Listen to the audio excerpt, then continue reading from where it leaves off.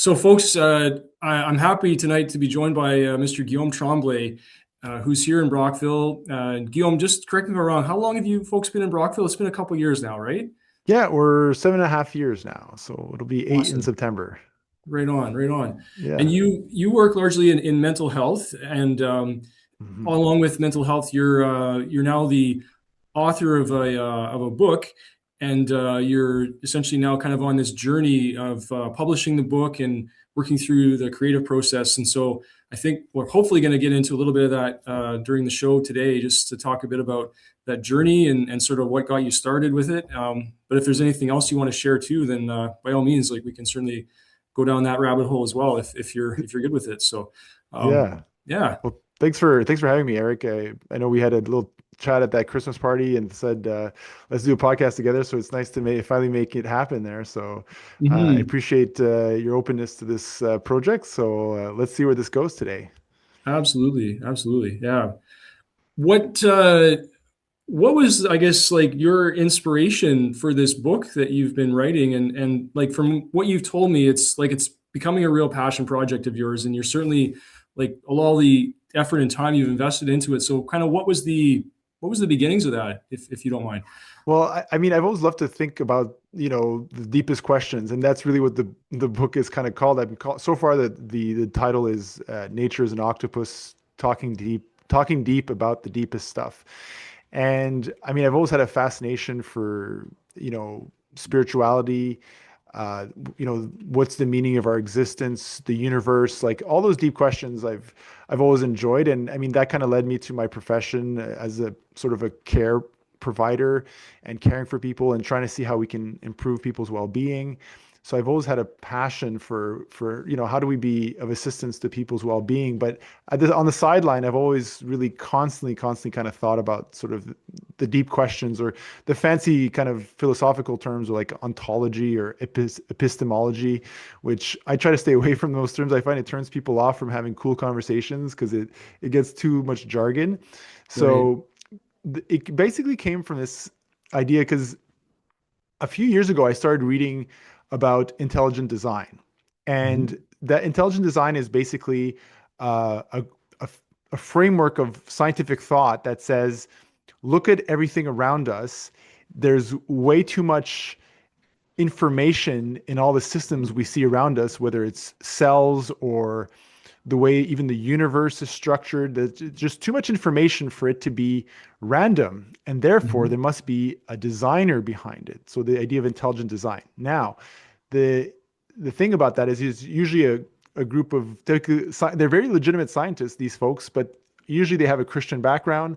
They Mhm. adhere to a more theistic sort of religious kind of theology or philosophy. So we can say they're more like Christian theists in general as their train of thought. So Mhm. I really appreciated the kind of the science that they did because they do have very legitimate science and pointing to what we can call the information problem.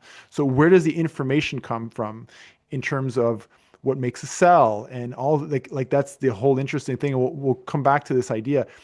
But then I was also very interested in kind of the more typical materialistic scientists. Like today, we have popular scientists like Sean Carroll, or the more well-known one, Stephen Hawking, who was died a few years ago, who was due to ALS, who was the popular scientist. So there's a few out there, kind of popular scientists that are mostly physicists, and they've written a bunch of popular books, and I've kind of devoured a bunch of them. And what I found curious is this idea that they explain what we know about the universe really well, and their Mhm. model, their framework of what we could call naturalism or materialism, not materialism in terms of being a materialistic person that wants to, buy fancy clothes and things like that, but the materialistic worldview that our reality is basically made of stuff that interacts with certain physical forces, and that's how everything emerged. But if you follow their train of thought to the very end, ultimately what they're saying is things are random. So kind of the atheistic thought is, things are random, that out of randomness the universe kind of popped out and had all these, even though they had perfect physical laws that would make everything work. It's and even Stephen Hawking that I point out in my book, like I have some quotes from his book, Brief History of Time, is that's essentially what he's saying. It's kind of It just kind of happened randomly. Like the monkeys, the horde of monkeys typewriting like randomly that can make like a Shakespearean sonnet. And that's really what the argument is. And I didn't buy that at all. But at the same time, the intelligent design folks, for example, have certain things where they deviate from the science a little bit too, which, as an example, the notion of free will, which is it also, I cover a little bit in the book, is it's not as clear as we'd like to think it is. Like, I am Guillaume and I make my decisions and I have free will and da da da. That's a very important concept in Christian or generally in theistic thought, that we are humans and we choose between good and evil and blah blah blah. So you can feel that in terms of the intelligent design movement. So the book came out was sort of years of just considering both perspectives, the materialistic naturalistic view, which I think has a lot of legitimate points, and then the intelligent design folks who really their specialty is really pointing out the information problem, Hmm. of especially in biology. And Hmm. I'll circle back to that if that's okay in a bit. But so I was trying to figure out a way to how can we come up with it, and I really tried to listen to different podcasts, look for different books of is there a view that can kind of merge the two in terms of a coherent framework of how to view reality in a way that's scientifically valid, Hmm. but also kind of spiritually fulfilling. Uh, but in line with reality, not in the sense that you believe in something that's may or may not be real, but it feels good, so we're going to believe it. It's more like, no, no, what is a way you can have best of both worlds, that a view that is truly backed by what we can observe in science, but Hmm. is also inspiring in terms of helping us to live a meaningful and fulfilling life. So, uh, talking deep about the deepest stuff is, and it's the idea of the octopus is trying to come up with a bit of a concept of intelligence where intelligence is the fundamental stuff of the universe, but it's not like a person or a thing. Like that's the kind of the notion that's problematic with the intelligent design movement, is like there is a designer, like a separate being, a god or something like that, that created everything. And I like to think of it more as a like it's a field. It's sort of it's a field of stuff. Like intelligence is an actual quality of reality that's the most fundamental thing that allows everything else to emerge. So, Hmm. anyways, I threw a lot when I Hmm. jumped in there. I don't know if you want to jump in here. No, no, it's I mean this is like you say, it's deep. There's a lot of questions that would likely evoke or at least elicit uh, to some degree the thoughts around like the origins of the universe and just how we are where we are today and what we know about the universe just from our limited abilities to observe with like albeit we're most likely limited means, like as far as like Yeah, looking back, at some point in time, hopefully, the world is still around in the future, but at some yeah, point people look back and they say, oh my goodness, like look at those poor people back then with all of these primitive means by which observability is achieved. Uh, there's likely going to be further advancements to help us better understand where we came from and where we're going and where we everybody is at. And like the whole like there's jokes about how like there's aliens out there that are just watching us and are like, well, they're not quite ready yet yeah, to yeah, yeah. That's the whole thing. Because it's funny because you see a lot of these sort of more again naturalistic scientists or philosophers that the popular theory that or theory or popular idea that come out like the simulation theory, Mhm. which basically says that we are in a simulation created by a more advanced species, sort of like the Matrix kind of thing idea, like but Mhm. in a more philosophical, fancy academic jargon, I guess. It's just it to me, it's basically the Matrix wrapped up in an academic, pretty language. So they call it the simulation theory, but it's the same idea. It basically points at the fact that our reality is embedded with an incredible amount of information, Mhm. and even the way we define information in modern scientific or sort of philosophical circles is kind of funny once, and that was the fun part about this book, is looking into even how you frame the idea of information. But a basic concept that I really go into the book is the idea of functional information. So if we take a quick look around us right now, like this microphone that I have, or the computers that you and I are using, anything you can look at that comes from humans that is a functional system. So we have functional systems all around us. Even your house, for example, we could say is a functional system. It's an integrated whole that carries out certain functions. So it gives you shelter and a place for your family. Mhm. So, but the house, let's say, we'll stay with the house. So the house is a functional system. Now, in order for the house to exist as a functional system, it needs functional information, dimensions, the the right mix of for the concrete, for the foundation, and the blueprints, and all this information that had to exist in order for the house, the functional system, to come to be. Now, where does the functional information come from? Well, that information comes from obviously human intelligence. So everything, so when you look at the hierarchy of how things emerge in our reality, putting aside like the universe or nature, but from just what we observe from what humans have created, it's like first is human intelligence or field of intelligence, and then there's information. Out of the intelligence comes out information. And then from information, you have a system. So your house needed a mind or human intelligence to say, okay, we need this dimension for this is how we pour the concrete, this is how you make drywall, this is how you prepare lumber, and then you can make a house. So even basic things like a basic mousetrap will not, it needs information to exist. It needs that comes from the mind. So, and when you think about anything random, nothing functional ever comes out of anything random. It's always from functional information, and functional information, when we look at especially the human plane, it always comes from intelligence. But if we turn our attention away from human-made stuff and we look at especially like biology, like one cell, one basic cell is an incredibly functional system, Mhm. highly, highly functional. And the DNA code is highly specific.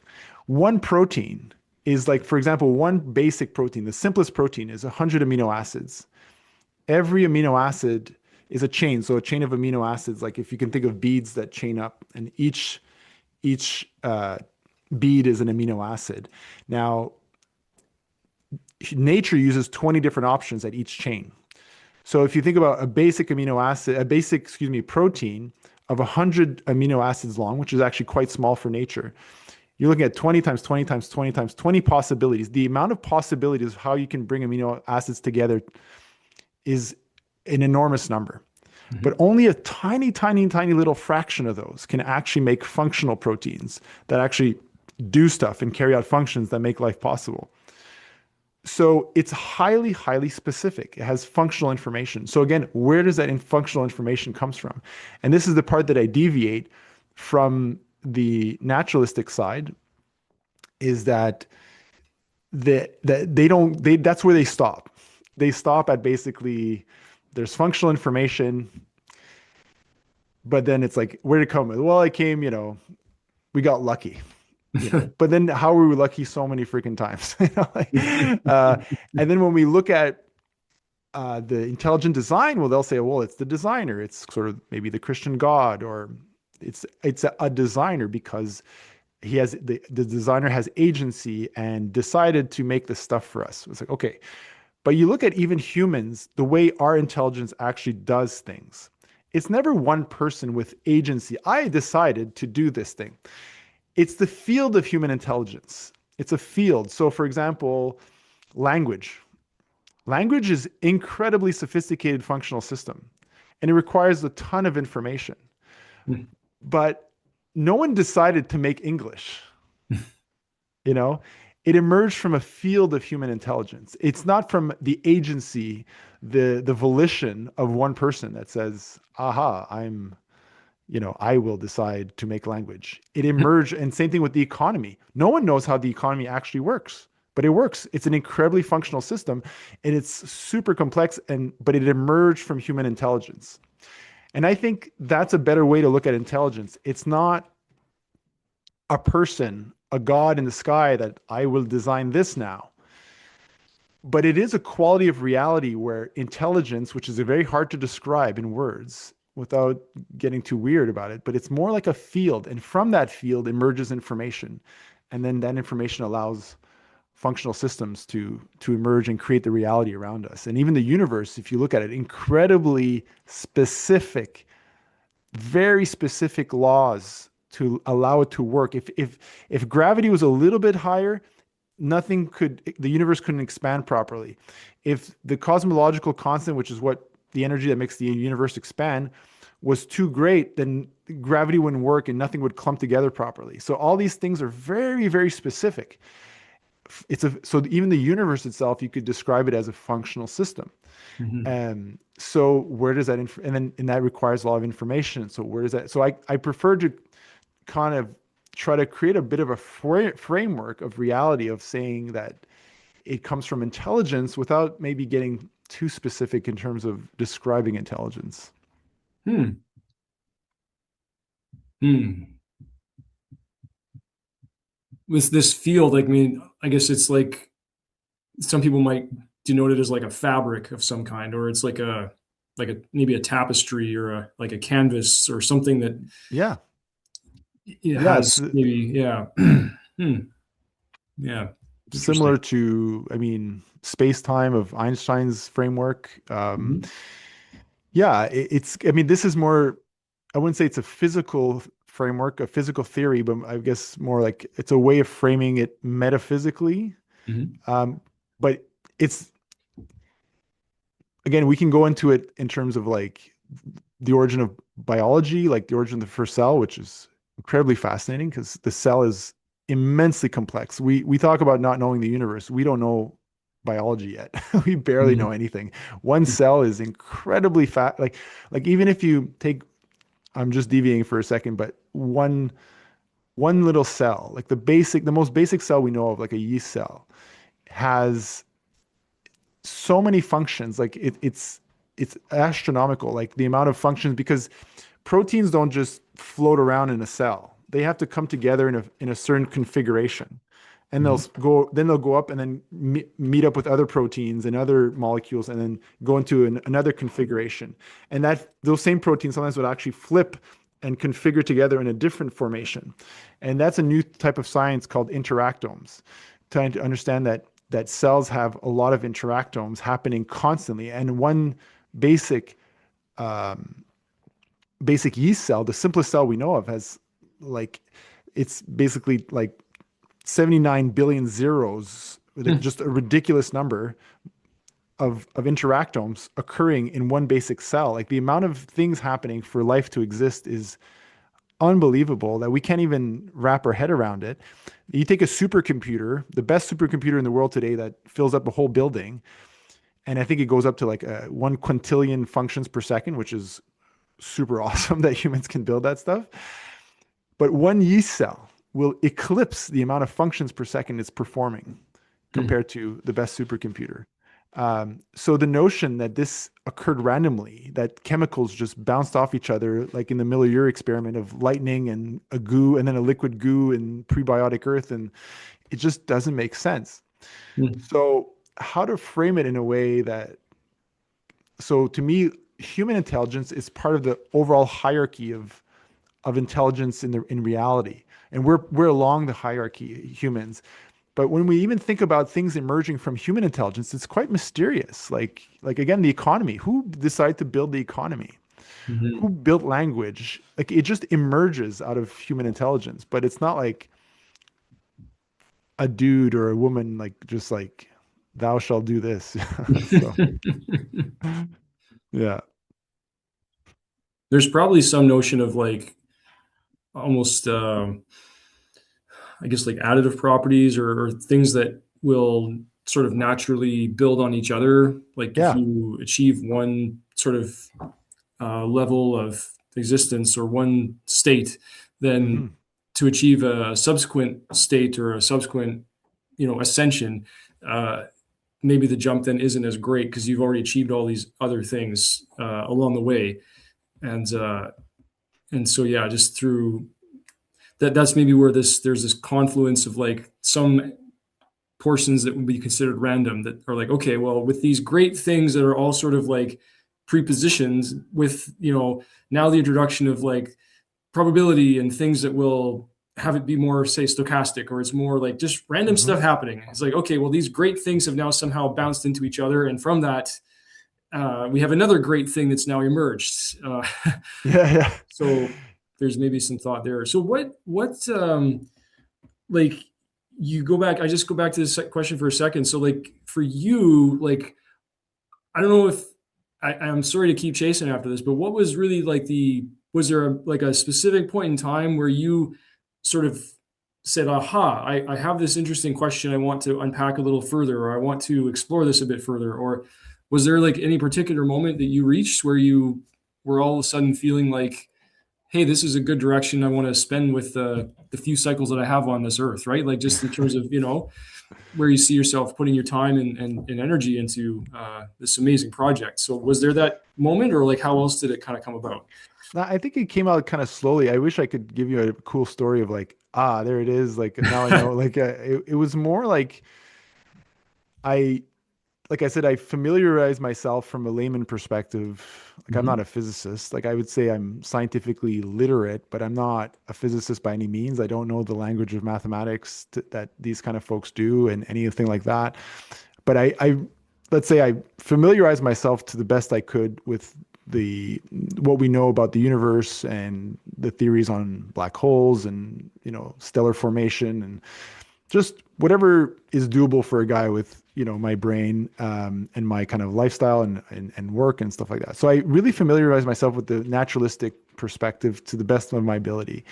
And then, like I told you, I fell upon the intelligent design folks Mhm. and really gobbled up all their stuff and really read as much as I could on their stuff. And I felt there was a gap that was sitting right there that was not that hard of a leap to just bring the two ideas together to form a more cohesive Mhm. view of reality that makes sense for both sides. That is Mhm. not really, that is, um, um, co- I'm trying to find the right word, but um, that can fit both perspectives without violating anything, you know. Mhm. Mhm. And so that's when it started that I start to look for, so surely somebody has come up with a really good bridge, between these two views that is coherent and logical, but also kind of, fascinating and stuff. And I just didn't find it. And it just kept coming to my head and slowly kind of a framework started to kind of pop in my head over and over. And this happened over years' time, to be honest. Mhm. Uh, that I was like, okay, maybe the idea is just in my head. I don't know. And I mean, people have. I'm not saying it's that unique. My work, like I think people have thought of these things as well, but maybe expressed it slightly differently. But I really wanted to express this thing, and eventually it became kind of obsessive. Like I couldn't stop thinking about it, and I just had to write it down. If anything, was for my own sake. So, and it's true that since writing the book, I'm way less obsessed with constantly thinking about this stuff. It's almost like I got it out of my system.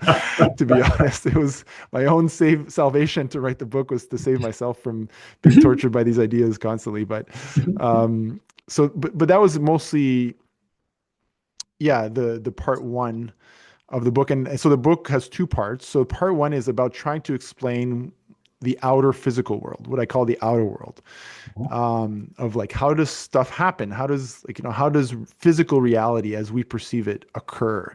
What is the framework? Because you look at like Aristotle from 2000 years ago, 2500 years ago or so. Anyways, he was the first guy to popularize. I mean, there are other people who have said it too, but popularize the idea of like there's elements and there's forces, Mhm. and that's what makes up reality. Mhm. Now, those have changed a lot because he said, water, air, fire, and earth were elements. He didn't really come up with the forces, but said they act according to their nature. But that basic model, um, which evolved a lot over time today, obviously with the periodic table, we know that there's a bunch of elements. We know there's, the gravity and the strong force, strong particle force, the weak force, and electromagnetism are the forces that have been very much more sophisticated than it used to be. But it's the same basic framework that there's elements and there's forces, and that's what creates reality. And I Mhm. thought maybe there's a way we can create a new framework that's even more useful. And so the framework to me is like there isn't stuff, there isn't atoms and forces. There's intelligence, information, functional systems, and randomness. That's what makes up reality. That's the framework that makes up stuff, that makes up our physical outer existence. Um, and then the part two is really more kind of my kind of a spiritual expression, I guess. It's called the subjective inner world, because we can't forget that there's the inner subjective world, where it's very different. You know, even the sense of existing right now, as you and I are sitting here, it's a very non-physical thing. You know, feeling emotions, having thoughts. There's like the non-physical reality is a huge part of our day-to-day existence. It's not Mhm. like some when we talk about non-physical, like we're getting weird and you know like this sort of paranormal thing, and like it's no, Mhm. it's actually very day-to-day concrete, that the non-physical. So, and that's where I kind of move into concepts more of like unity and oneness, that everything is one thing. That maybe a more accurate description of reality would be that it's the one sort of manifesting as two people talking over Zoom right now, you know, like that's the more accurate perception, experience. And that as we connect with this sense of oneness, as we can feel it, not just a conceptual idea, but to feel that in our day-to-day existence, that it can produce a lot of well-being. And if more and more humans kind of frame their perception of their existence in their day-to-day lives from a perception of oneness and unity, that then the emergence of more and more well-being for the individual and collectively is made more possible. So I kind of jump into trying to share some thoughts and expressions about that in part two of the book. Hmm. There's a lot of thoughts going through my head right now, and I think I don't know. There's part of me like is I guess I'm not sure if the word concern comes up, but like in the sense of when people are going to read this, at some point they will get to read it, and they'll make their own assessments, conclusions, inferences, rationalizations, what have you. And I would imagine for some folks that might be shaped to some extent by their past experiences or by Hmm. their as of the point where they had just before they read the book till when they were reading it, there are all these past experiences and notions and concepts and things that had been either delivered to them or that they came across themselves or that were somehow made known to them. It's like getting them to, I guess, put things in that new frame of reference. And I'm not gonna lie. I think there's probably a few folks that they might be concerned in one sense because it might, we'll say, compete with their some of those preconceptions, right, or some of those beliefs or those Hmm. points of view or those things that they've just held very near and dear to their hearts all these years, and Yeah. and their convictions. Like, is it going to Hmm. shake people's convictions, and what will that do? That might be the interesting thing, is that just knowing how unpredictable people are and how just the universe in general can be in some ways. Hmm. There's this idea that once it's out there, it's like Pandora's box, right? Like it's available for folks, and like yeah, be interesting to see where things go next from what's Yeah.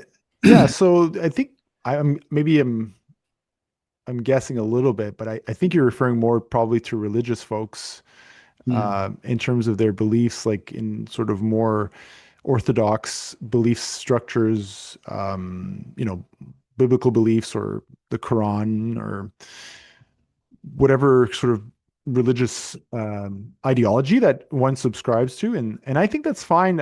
I'm not too personally worried about people if people disagree, or just I don't think it's offensive, is what I would say. I don't think the book is has an offensive language that this is the way it is, because I point out right away at the beginning of the book, for example, that this is a playful exploration. Okay, I'm Mhm. not contending to state this is the truth and you will now listen to me. it, it's really kind of like, hey, like, have we ever thought about this? And what do you think about that? And, Mhm. isn't this cool? Right.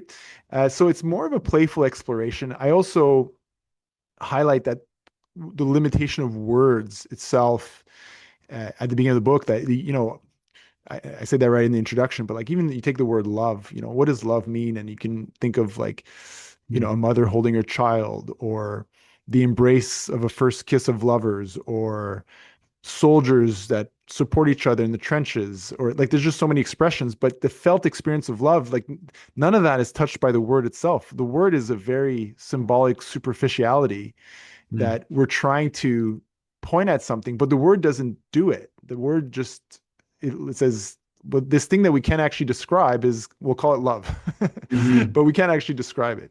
Mhm. So words have an inherent limitation, and now we're trying to talk about the deepest stuff. You're going to run into a bunch of issues with doing that. So I don't think Mhm. it's offensive to religious folks who have a very strong traditional theistic perspective. I think actually a lot of religious folks might even appreciate it because it pushes a little bit back on the atheistic perspective that things are random and it's just a roll of Mhm. the dice. We got lucky and here we are, we exist. So it definitely Yeah. pushes back on that. Now, what I hope it comes from the book, and again, I this is my first time at it. I don't know what to expect. I'm trying to manage my own expectations, I suppose, to stay humble and see what the universe wants to do with this book. But I think that what I hope the book reaches is for people who, I get a feeling a lot of the time that Mhm. people who don't have a religious ideology, because that's the majority now. Like how many people go to church every weekend? There's Mhm. some, a few, but it's not the majority of your friends, I would think. Mhm. The vast majority of people in, let's say, Canadian Western society, like the Canadian society, or let's say Western society, Western hemisphere, it's secular. They don't have a religion. They don't have a belief system. And it almost feels weird because we have the naturalistic model says, well, it's kind of silly to believe in God because this is the physics we know, and the Bible is kind of silly. Moses did not split the seas, and Sorry, this kind of God no God debate. Sorry, go ahead. it just it froze. Uh, Oh yeah. just as you were saying, like secular, and then it like froze on us. Okay, okay. Yeah, Uh sorry. You're back no, no, now. I thanks. hope. Is Yeah, it okay? Is it clear now? I think so. Yeah, like it was Okay. weird. The screen just froze. Like your screen froze, and then it went like that way for about 8 seconds, and now it's back. So, Okay. Um yeah, so the secular piece, um the secular the majority of people are secular mm, in how they view reality. Like they don't necessarily ascribe to God. They don't naturally, many of them don't pray in their private inner mind to a higher being, because they don't believe in religion. So mm, religion is kind of, in a way, the only game in town when you want to feel connected to a greater, higher being, or what I call in the book higher intelligence. Um, so, but people, I think, want to have something. They mm, want to feel connected to something greater than themselves, but in a way that makes sense, in a way that's consistent with the science that we know, in a mm, way that's coherent. So I'm hoping the book reaches that kind of gang, that mm, and if religious folks like, okay, this is interesting, but I still just believe what I believe, like that's cool. Like I'm not trying to convince anybody, but and I do see in my own mental health practice, a lot of people would benefit, in my view, from having a certain faith in something. Okay. mm, Now I get it. Maybe you don't believe Jesus was born of a virgin. I get it. It's kind of hard to believe, you don't believe that Moses split the seas, or that even the Buddha was said to be born of a virgin. Like there's a lot of beliefs that it's like, okay, I get why people are resistant to that based on today's scientific knowledge and ta ta ta. But that doesn't. But then it wipes it all away. Like the baby, throwing out the baby with the bathwater, as they say. Like it wipes it all away. That there is something amazingly fascinating and mysterious occurring that allows reality to be. And if we can connect with that, I think it produces well-being, a certain faith in, you can call it faith in a higher intelligence, faith in, that there is a certain organizational principle to the universe and reality. And if we connect to that, it helps us with our own personal journey in our day-to-day lives. So yeah, I can see how maybe some people would be turned off and they probably just won't read the book, to be honest. Um, but I do hope it offers a little bit of a bridge for folks that are naturally religious, but maybe feel like they'd like to connect a little more, but they don't have the right framework. It feels silly almost for them to feel like you're praying to something, you Mhm. know. So yeah, Hmm. that's kind of my response to that. There, there's whether this is going to sound mysterious or maybe obvious to some folks that I guess from where I sit, the need for better, I guess, better care or better well-being or just the collective notion of well-being, um, I think is now more than ever just paramount. Like Mhm. we as a society or we as the human race or just the royal we, Yeah. I think ought to do better with mental health and with just people's sense of self, their reasons for existence, or their reasons for Mhm. getting out of bed in the morning, or Yeah. what's keeping the lights on, and all these other euphemisms that just sort of come into the fray, Hmm. and and uh, and just recognizing just how important that is for everybody and for people to try to achieve their full potential. Because again, there's only so many minutes, hours on this planet. Really, the dash is quite short, relative to the greater span of time. Yeah. So to make the best of it for oneself and for those around oneself, a lot of religions, of course, espouse this concept, like do unto others as thou would have done unto you, kind of thing. So Yes. it's a very, I think, important aspect which we, I think, as a again, as a species or as a group of people or a group of beings ought to be working more towards in some way. And there's efforts out there that are happening. It's just sometimes there's maybe this feeling, and you probably get this, that it's like, eh, we could be doing better. Like there's probably ways we could be doing better at this. So Oh yeah, we it's definitely have room to improve. yeah, yeah, yeah. But I think it is pretty positive. Like I'm very optimistic about humanity. Like if you look at where we were even like just 200 years ago, Mm, um, we've come a long way. I think our media is naturally biased to the business model works way better when you scare people of or course, anger people.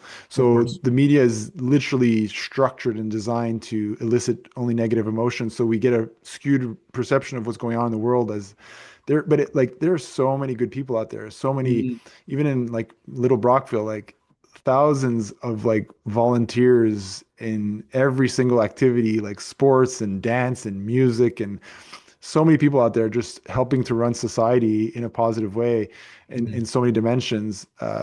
But yeah, I like, so I'm very optimistic in the sense that I think we've come a long way and I think we have a long way to go. So I'm not minimizing what you're saying that, yeah, we got to keep at it. We got to keep at mhm, it. But the thing about the mental health piece is, again, I think a lot of it comes from disconnect, this idea of being separate, and that without that transcendental sort of connection, I think it's very hard to be fulfilled when we only see ourselves as a separate little thing. mhm, And that's where I hope again part two of the book is helpful for people because I think part two is easier to read. It's shorter. First of all, it's gentle, way less technical, mhm, much more kind of spiritual kind of orientation. But one point that I make in the part two is that it's so simple. Like, for example, when we practice faith, okay, the idea of practicing faith is meaning we exercise trust in something that's not obvious. mhm, Okay, so if we take a Christian person who has strong faith in their religion, even though it's not clear how it was possible that, let's say, Jesus was born of a virgin, we're going to trust that that's what happened, and I'm going to have faith in that thing. Okay, so mhm, that's the basic idea of trust. But then, faith. But then, so then we take the secular society. What should we have faith in? What is the thing we should have faith? And I think the simple answer to that is faith in oneness, that we are all one thing. We are all unified. And the cool thing about that is that science truly points to this reality. Einstein, like, so the two main theories of physics that are the big stuff, which is general relativity, Einstein's theory that shows how the big stuff works, And then you have quantum theory, which shows how the little stuff works. And then obviously the holy grail of science right now is to try to merge those two because mathematically they don't really fit together. But so we have one sort of very good theory for the little stuff, quantum mechanics, and one really good theory for the big stuff. But they both kind of say the same thing. Like Einstein described it as one smooth space-time, one stuff that curves on itself and bends on itself, and it's not like separate stuff. It's just one big block of space-time, and it moves. So even from Einstein's perspective, the universe and everything in it is one sort of thing, stretching and contracting and bending and on itself.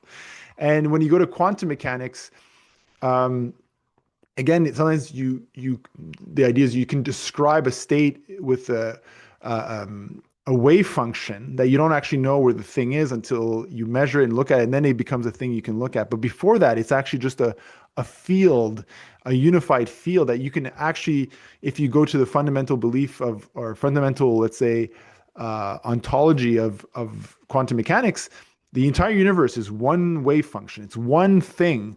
Or if you take, let's say, an atom and you look at it and you look at it, you look at it closer and closer and closer, it's actually just a little kind of perturbation in the vacuum field. So it's just one field that's like kind of like vibrating at different frequencies.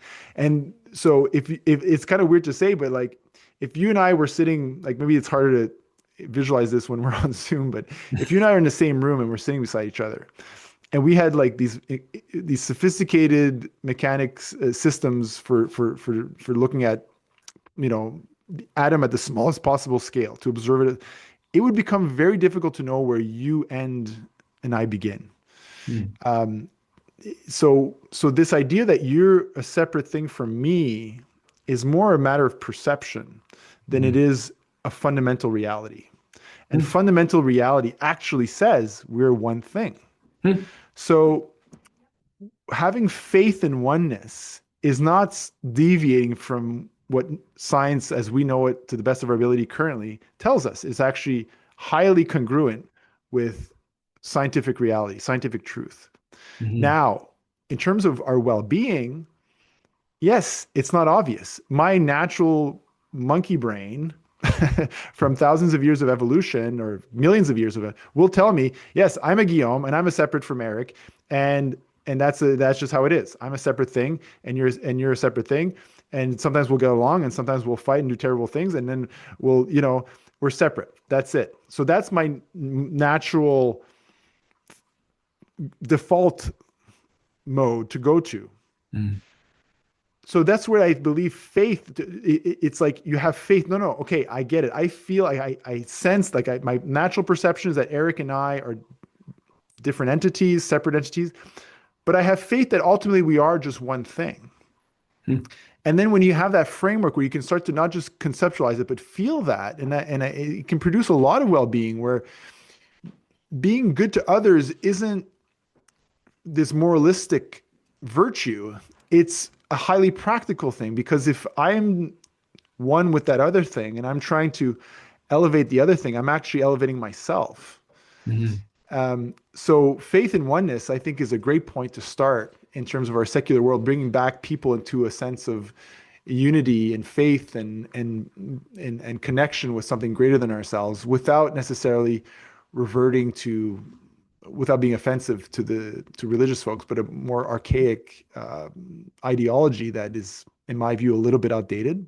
Not trying to be nice, but um, it, I have a lot of respect for religious folks too, and a lot of sympathy for it. I tend to even like some of the religious practices, but I can understand why people don't want to go to that, back to that sort of thing.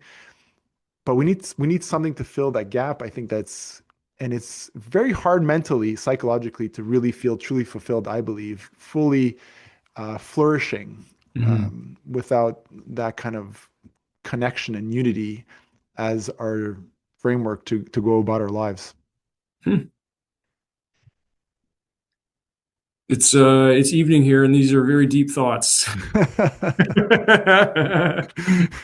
It's, uh, it's cool. It's cool. I mean, good for you for taking the time to like work through this, like again, as you say, to the best of your abilities with what you know, what you've been able to like learn, and essentially consolidate towards this greater understanding of the universe as we know it, and standing on the shoulders of giants that have come before us in providing us with the insights that they provided. So the great minds like Hawking and Einstein and these other folks, that they, they were big thinkers, and they've clearly, helped influence and incite other folks, other great folks, to also bring ideas forward and enhance those ideas further. And that's sort of the whole basis for anybody who's ever worked in like the sciences or worked in like applied research and that sort of thing. Hmm. It's Hmm. this will not be a foreign concept to most of those folks. So No. yeah, very cool. So I Yeah. guess to kind of like sort of get to a point in the podcast like where because I'm sure you could keep talking, like this is a lot of, there's a good stuff here for sure, like we would There's a probably do lot. well to, yeah, exactly, there's a lot, like just putting it simply, there's a lot of stuff here. um yeah, what's next, like where do you see this going next, and like I think we will want to do another one of these at some point in the future to see where things are at, but where do you see things going next at this point? Well, yeah, I mean, I shared with you offline my journey with trying to publish it. I mean, it's pretty Mhm. much ready to go. I originally was quite a big document. I probably cut it down 35, 40% Wow. Okay. into a more kind of hopefully smooth and concise and readable Yeah. document, basically. So I'm trying to get it published, to be honest. Like I want, I'm either looking at trying to get a traditional contract. I've had these few little bites that so far, but haven't quite nailed that full contract for a traditional publishing contract.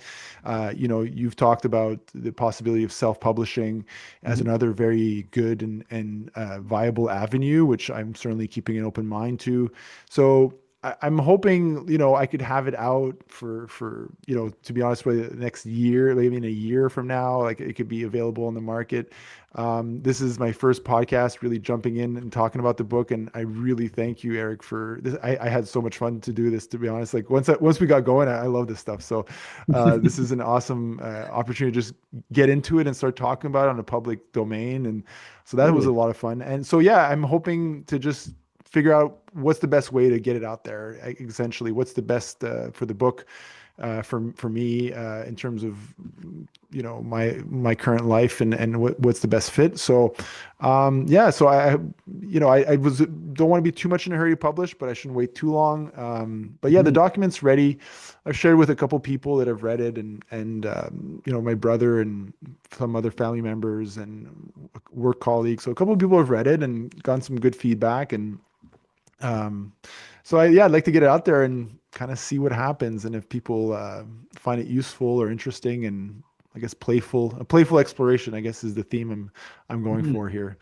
But that's where I'm at, and I'm trying to build this podcast from the Best on Wellbeing podcast, which talks a lot about mostly the spiritual side of things, the unity and oneness, and how to really practically approach our well-being. So I'm slowly trying to build a podcast, make a platform to eventually kind of share about the book more and more. But it is nice to have somebody to talk to, because I kind of do these little monologues that I guess for well-being, it's more my professional domain, so I'm comfortable, but it's kind of weird to talk about the book by myself. Well, you start feeling like you might be in an echo chamber, right? If it's all, Yeah, yeah, you know, yeah. So yeah. that's cool, cool. Well, hey, like I want to know more as this journey of yours, progresses and as you're further down the road with things. I think folks will want to know just where things are at, and then if you're closer to that point where even if portions are ready to be put out for folks to take a look at, I'm sure there would be some interest there. So how that sort of works, I don't really even know, but if there's even a way to even release smaller portions up front, and then get some feedback on that, or at least get people looking at it, so that there's. Yeah, you make a good point though, because maybe even I almost feel like a part two is standalone. Mhm. It's short and sweet. Um, yeah, like I feel like part two almost could stand alone if people kind of feel like having a bit of a spiritual read. That's an idea to think about. You definitely, yeah, you're making me think of try to think outside the box and not be too stuck in one direction. So, Hmm. yeah, hopefully I get some feedback from the universe of where to go and just try to be open and put my own ego aside as much as I can, which Hmm. isn't always easy, but I'm trying and then kind of feel the where the current is going and try to take every step and do a good job there and see where it goes. Cool. Cool. Right on. Well, hey, thanks, Guillaume, for letting me be a part of this. And like I said, we'll have to do another one of these at some point to see how Yeah, thank things you are so going. much, Eric. Honestly, I had so much fun. I appreciate the invitation and the suggestion that we do this. I think it was a great idea. Mhm. And yeah, nothing but gratitude. Thank you. My pleasure.